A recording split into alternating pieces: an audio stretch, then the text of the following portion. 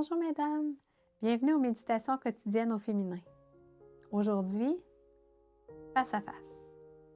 C'est lui que je contemplerai et il me sera favorable. Mes yeux le verront et non ceux d'un autre. Job 19, verset 27. La vie de Fanny Crosby nous donne l'exemple d'un ferme fondement de foi, de confiance et de louange, grâce auquel, lors d'un jour pas si lointain, la vie lui sera rendue et ses yeux reverront la lumière.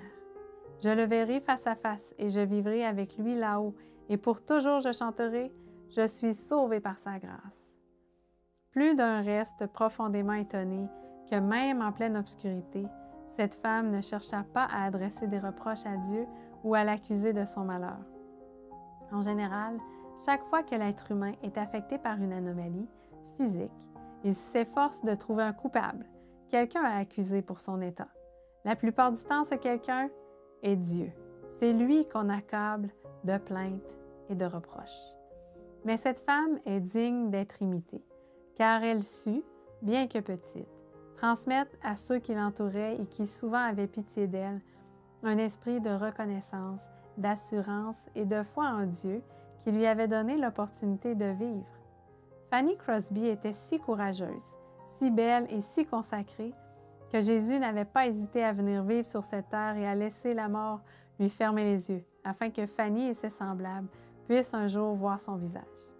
C'était le fervent désir de cette femme qui prit la plume pour écrire non pas une liste de réclamations, mais des vers qui continuent à inspirer de nos jours la même foi avec laquelle ils furent écrits.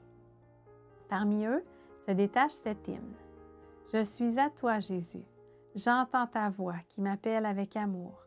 J'aspire à m'élancer sur les ailes de la foi pour être encore plus près de toi. Encore plus près de ta croix, conduis-moi, ô Sauveur, encore plus près de toi. Je vis plus près de la lumière, ô bon berger. » Es-tu affecté par une limitation physique? Crois-tu que Dieu est injuste parce qu'il a permis que tu naisses ainsi ou parce qu'il ne fait pas de miracle pour te guérir? Lève les yeux en haut comme Fanny et contemple Jésus qui, un jour, volontairement, cessa de voir, d'entendre et de parler, afin de t'assurer une vie parfaite. Ne te lamente pas, souviens-toi que Dieu t'aime. Bonne journée dans le Seigneur et à demain.